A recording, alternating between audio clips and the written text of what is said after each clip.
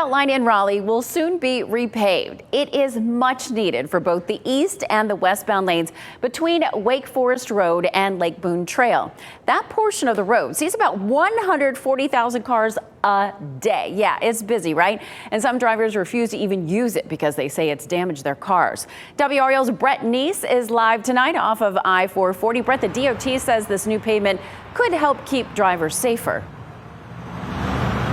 It will, Deborah, and after damage from some loose pavement, you can understand why some drivers will avoid the Beltline altogether, but a smoother ride is on the way, and it's happening sooner than originally planned. Dan Cahill is getting in his truck to drive across town, but he won't be using a stretch of I-440 to get there. I've been in the city for 50 years, and now I'm trying to figure out new ways to get there because I'm just not going to go on the Beltline again. That's because Cahill doesn't want this to happen again, a crack in the windshield of his new truck. I'm not the only one. I mean, my son, my mother, my wife, everybody else, has gotten chips too. DOT says crews will repave this stretch between Wake Forest Road and Lake Boone Trail starting in April, about 2 years ahead of when work was supposed to begin. It's definitely one of the more highly traveled areas in the Beltline. With about 140,000 cars using this stretch of road each day, DOT officials say the top layer of pavement deteriorated faster than expected. More than 10 years ago, they paved this stretch with a type of pavement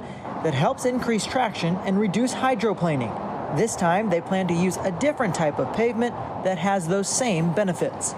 Lasts a little bit longer and will be a better application in a place where there's a high traffic volume like this. In the same project, crews will also address the recurrent flooding on I-440 near Glenwood Avenue.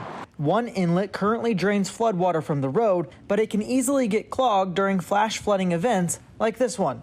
But until that work is done, drivers like Cahill will do whatever they can to avoid this part of the Beltline. I'll go back on it when they finish paving it, And once crews get started, it'll take about a year or so for them to finish that entire stretch. So by fall of 2024, Cahill and those other drivers will be back on the Beltline. Deborah? A lot of people will be excited about this. Brett Neese, live in Raleigh. Thank you, Brett.